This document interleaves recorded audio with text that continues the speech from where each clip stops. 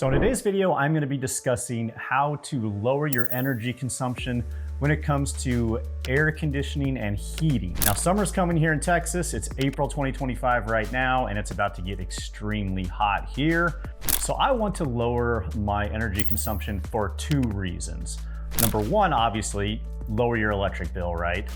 Which is probably why most of you are watching this video. But number two for me is I want to be able to remain off grid with my solar system, with battery storage, and to be able to run air conditioning all night, I've got to have a decent amount of battery storage to run that AC because, as most of you know, the majority of your energy consumption is from air conditioning and heating. So if I can get a more efficient air conditioner or heater running through my house, that's gonna help me tremendously. Now, as I mentioned, I have a whole home solar system with battery storage. I do use the grid as backup power only, so if my batteries get drained below 20%, I have it programmed where it'll automatically go back to grid just to use a little bit of electricity until the sun comes back up, and then it can run my house again and charge my batteries. And I've got a ton of other videos on my channel here about my system and different solar equipment you could use to do the same thing. So make sure you check out those other videos if you are interested in that. Now, what I'm gonna use to lower my energy consumption when it comes to air conditioning and heat is I'm going to install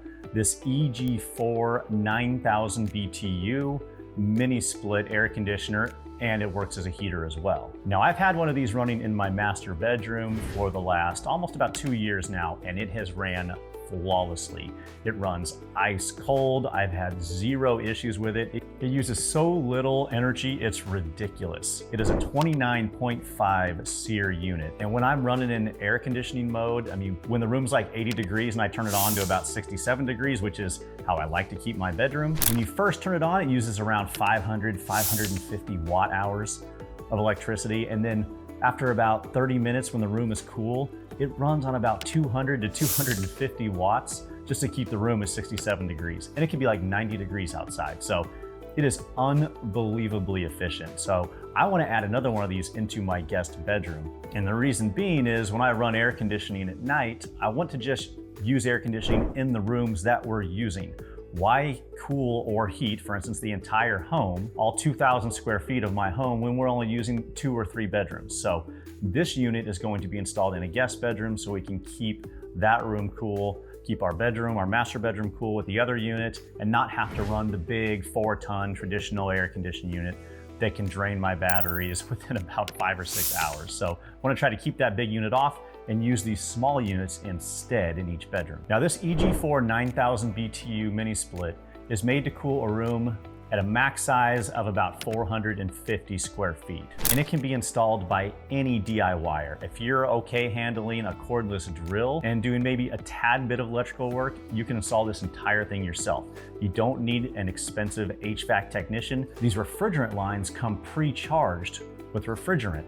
So you don't have to have somebody come in, or a licensed HVAC technician, which these days, post-COVID, they are astronomically expensive just to come out for a day. You can do that yourself. You don't need to pull a vacuum on these like they do and then charge them with refrigerant to the exact specs.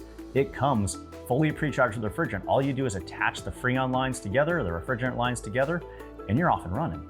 And this can be a one-person install for 95% of the job. The only part that takes 2 people is when you lift the outdoor unit onto the wall mount bracket. Now, while the manual does state to install this with a separate 20 amp circuit, it is so efficient. In my master bedroom, I just wired it directly into one of my outlets. I just drilled a hole right through that outlet in my bedroom, put a little disconnect right behind that, and then ran the whip line over to it, and I run it off that circuit that is shared. Now, again, the manual doesn't state that you should do that, but this is more efficient than a window air conditioning unit or a little plug-in space heater that we all plug into the wall anyways. So I didn't see a reason to not do that, and I've ran it that way in my master bedroom for almost 2 years now.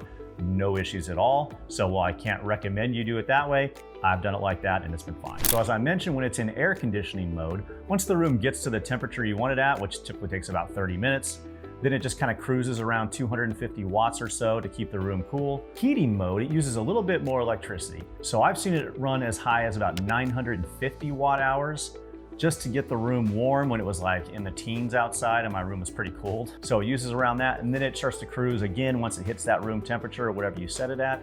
It runs right around 400 to 450 watt hours, which is still incredibly efficient. When you plug in a normal space heater, those use like 1500 watt hours when they're running. So these are much more efficient. I highly recommend it, especially if you have an off-grid style system like I do with a battery bank. Now, it's a very easy installation. In fact, I'm going to do in my next video, I'm going to install this myself and I'm going to walk you all through it step by step on how to do it. So for this video, I just wanted to go over the specs, how I've already used it, my experience so far with the unit, and why I'm putting in another one in a guest bed. Now I'll have a link in the description of this video with a discount code that I think only lasts for about 60 days. So if you are going to purchase this unit, make sure you go down there, click on that, and use that discount code to get $50 off. Now this unit's going to ship to you on about a 4x4 pallet, and they'll set the pallet down, wherever you tell them to.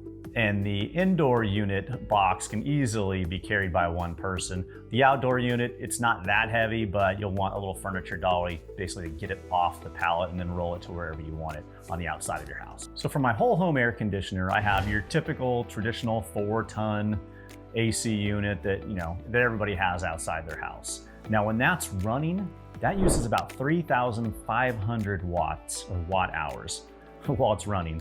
And I have about a 30 kilowatt hour battery bank. So if you just do the math, I have like less than 9 hours of running that unit continuously before I'm going to be out of batteries. And that's if I'm not using any other electricity inside my house. Now, while it's true, that unit's not going to run the whole time, right?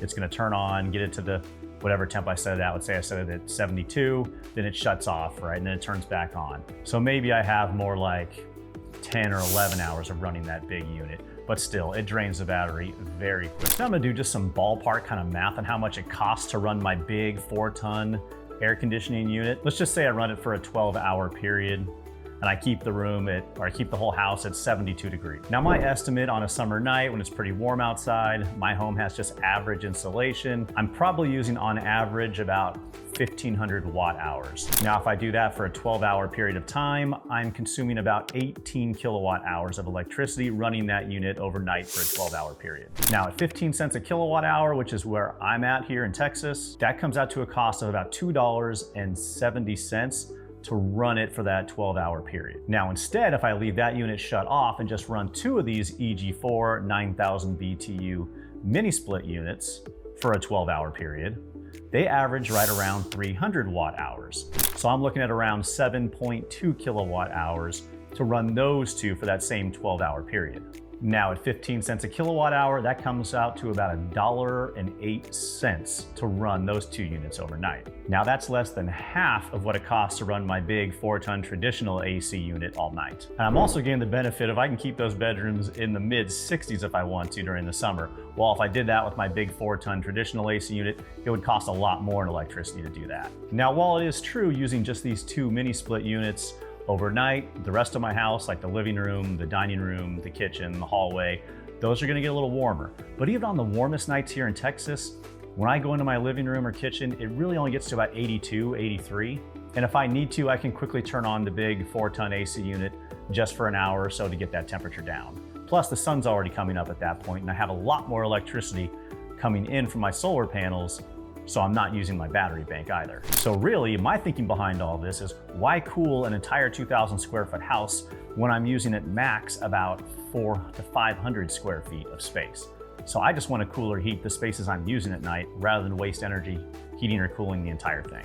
Now, a tip an HVAC tech told me to figure out how to know how many watts an AC unit is going to run on is you take the total BTUs and you divide that by the SEER 2 rating, and that's going to be kind of the average. Whenever the unit is running, that's about the average watts or watt hours that it's going to use. So for instance, with this 9,000 BTU unit, you would take the 9,000 BTUs, you divide it by the SEER 2 rating, which is 29.5, and that comes out to an average watt usage of about 305 watt hours. Now EG4 also has a 12,000 BTU unit that I'll put a link to in the description of this video with also a $50 off discount code. And that has a 28.5 SEER rating. So if you need to go a little bit bigger, you can go with that unit. And if you use that same calculation that I just said, you take that 12,000 BTU units divided by 28.5, which is the SEER rating, and that comes out to 421 watt hours on average. So still very efficient. But if you have a giant bedroom that's over 450 square feet, you could go with that unit. Or you could put that 12,000 BTU unit in your living room and maybe cool that as well if you wanted to. Now, EG4 also has a 24,000 BTU unit that's also solar powered and AC powered. So basically you can run it off solar panels only, or you can run it off the grid at night if you want to. Now that one isn't quite as efficient as the other two units I've discussed before, but you may want to check that out if, let's say, you don't have a solar system like I do, but you still want to be able to heat and cool your room when you have sun out. Now, as of April 2025, this 9,000 BTU mini split runs about $1,650. Now, again, as I mentioned, I do have a $50 discount code in the description of this video, so that'll at least help take $50 off that. Now, it ships out very quickly. You should have it within about a week of placing your order, provided this unit's still in stock. So make sure to keep an eye out for that new video I'll be releasing soon, showing how to install this unit. And that's it for now, everyone. Make sure to subscribe to the channel, like this video as it does help, and I will see you in the next video.